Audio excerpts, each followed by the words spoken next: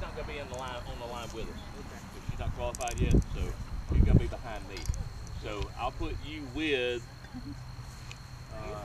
Isla and we got a third person. All right, bring it in through the brief. Right, come on in. We can hear it. I don't have to holler so bad. What'd you say? All right, for communications, we're going to be on VTAC 11. Make sure there is a radio on each team. Everybody does not have to have a radio, but everybody has one per team. I've got you signed up teams of 2 and 1 team of 3. What we have is we have a white female. She's approximately 12 years old. She walked off last night. She's known to walk in these woods out here, and she always comes back. Last night she did not come back. She is not considered a runaway. We do not know what happened. Had a big rainstorm last night, so the canines could not go look at a trail yesterday. Last night the sheriff's office and technical rescue came out here. They did a search of the house. They did a search of the surrounding areas. They also this morning pushed through this one field right here. We've been tasked for the field adjacent to that into the woods till we hit a property line, which is a 6-strand barbed wire fence. We're going to come back and go back and forth until we clear all of that land. Everybody understand? Does everybody have... the individual's name? Sir, the girl's name is Lauren.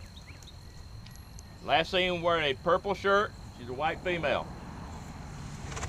Like I say, she walks these woods a lot, but she's always come back. Last night she did not come back home. So keep in mind also, anything we find may be a crime scene, so let's treat it such. So if you see anything that may, a young girl may have dropped, make sure you stop, call it out. We're gonna do an open field first, and we've also have a area, like an island of wooded area that we're gonna search. And we're just gonna do a pattern search down, pattern search back, and then get into the woods. Our command will be David Baker with the Sheriff's Office. We'll be calling everything into him, and he'll be logging down any evidence we see or anything we need from technical rescue. We'll call in for David Baker. And your call sign will be command. Any questions? All right.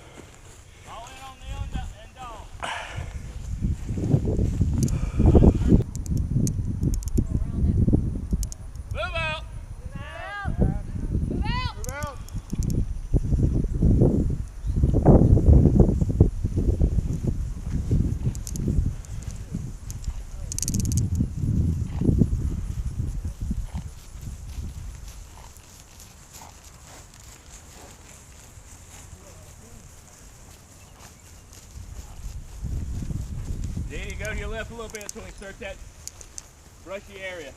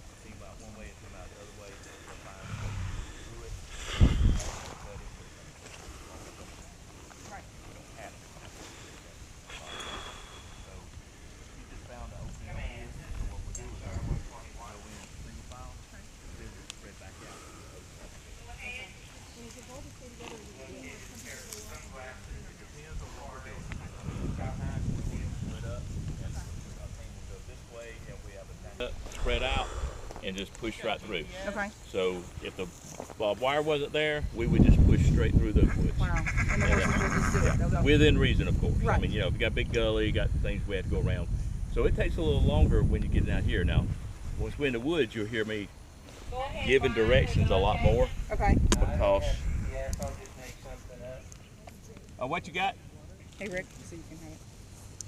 So what we do here, we GPS this. Okay. And we mark it.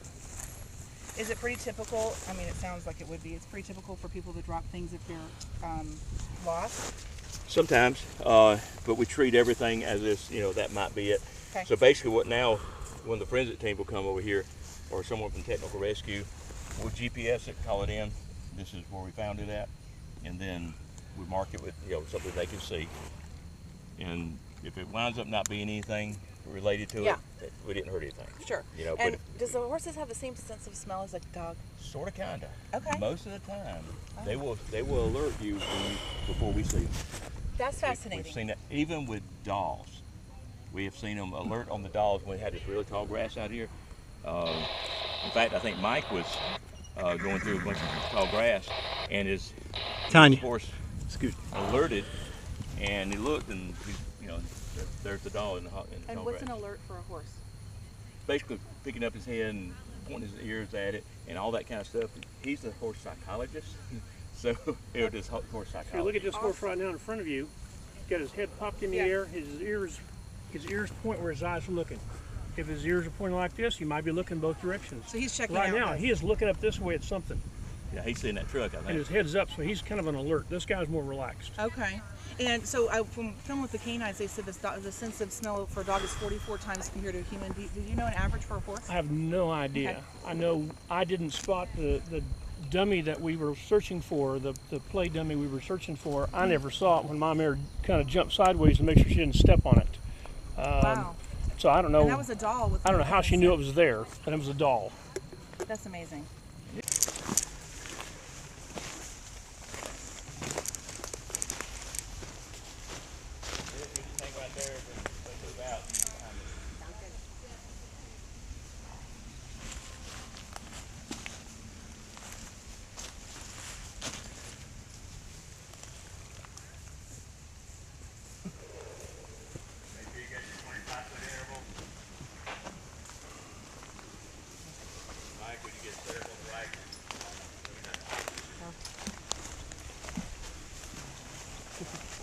Hi, buddy.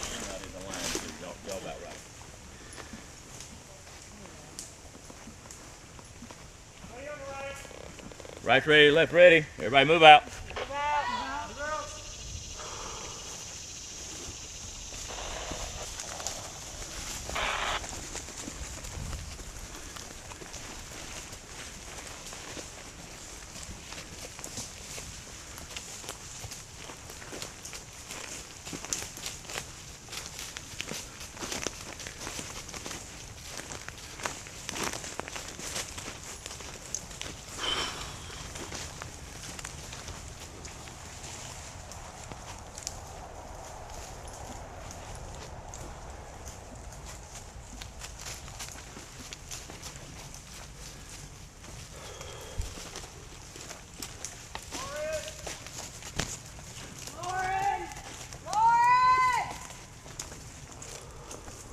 Keep moving.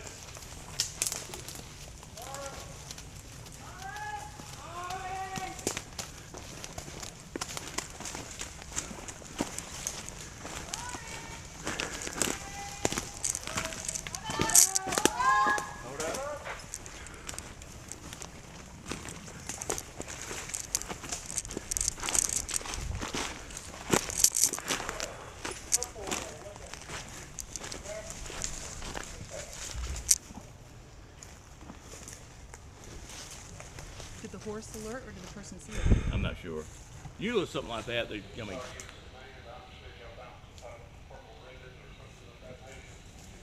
That's amazing. copy, we found a purple haribo. Stand by coordinates. Mike, when you get coordinates, go ahead and call it in command.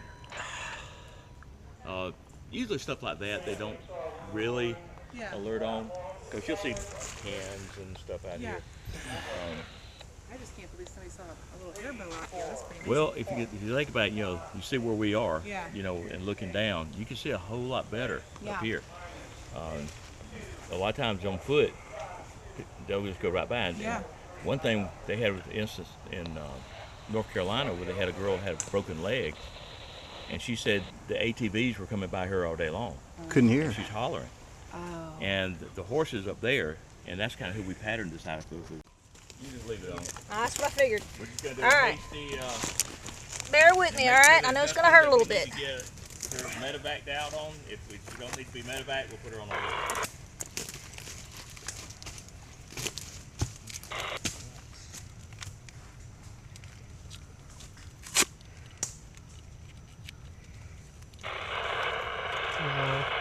Don't let the tape. I knew I should have brought For the rest paper of the tape. MSaR team, we have medical checking the girl out right now. She appears to have a sprained ankle, turned ankle. We're putting a sound splint on it, and we'll be trying to get her out of here pretty soon. All right, let's raise it up.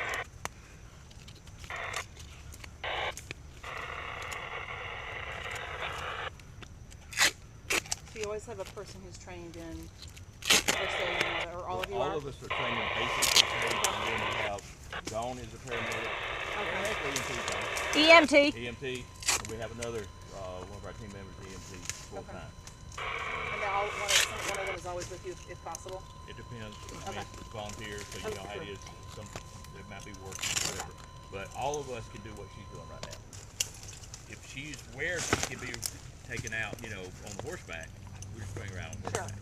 But now, if she had a broken leg, they'd be coming in with a stretcher. Okay. When we'd guide them in. Sure. All right, we're all split it up. Okay. Can we put her on one of the horses? 9. Lauren, you feel like you could ride a horse? Yeah, Have you ever ridden a horse before? many times. All right. So let's see if we can get her out of this patch of woods right here and onto. We'll figure out which horse you want to get on who. Okay. I want that one. Need to, I put her on my horse and I can walk her out. Let me take your things. It has nothing to do with it. All right. We get a couple of strong guys to help her on my horse. Remind your way. I hope my horse is I'm a this strong right guy. here. Well, I got one right here if you want to just put her on him. Come on, Put her on Brimstone. yours? Yeah, that'll be fine. All right, need a couple of people. Remember, she got an injury. I'll take your horse. Gotcha. 1, Ready? 2, 3. Just keep your foot off the ground. Okay, and I Go can into that bring one. him to you. It's okay to cry a little bit too. Yeah. You didn't tell me I signed up for all this. I don't think you signed up for anything. I really didn't. Alright, we're gonna go double on him. Oh, I'll lead her out. Okay. So I'm gonna lift you up to where your left foot goes in the stirrup, okay? Okay. Once we get over there. Ready? Put your foot up. Put your foot on there. Okay. Now hold on tight. We're going to put this over you. I mean, really good. Remember, what we do is we call it in with a GPS, and all our phones have them on them. So basically we call it in and we tell them, okay, this is what we found, here is the coordinates, and we take the orange tape and mark it. So, Lisa, you still got the orange tape in your hand? No. Okay, but I mean, basically we'll have, I know in my saddlebags, and I think a couple of you have in the saddlebags, have the orange little ribbons. We just put that just so they can see it. If their GPS is off a little bit, they can see that orange really good. When we got into the woods, of course we hit a barbed wire fence. Y'all did a really good job finding the opening. Basically filed in correctly, split back out really good. When we going through, I didn't have to say a lot about, what you're spacing and things like that. Y'all getting pretty good with that. Especially in the woods, just remember, if you go out, wide ride around something, get back in, because you don't want to, go right beside someone who may be unconscious or passed out or something.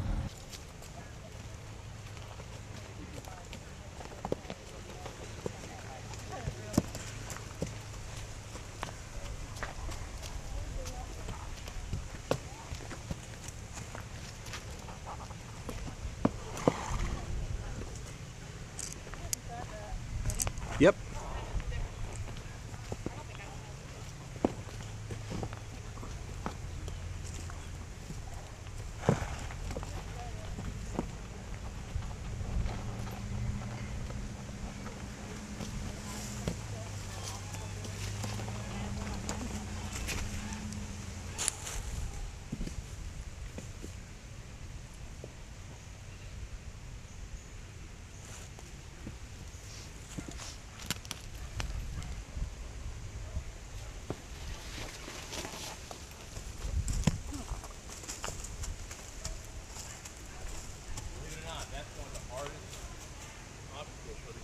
Really?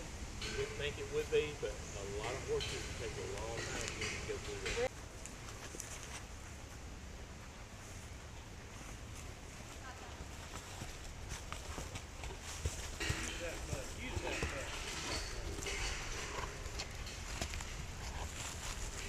That's good.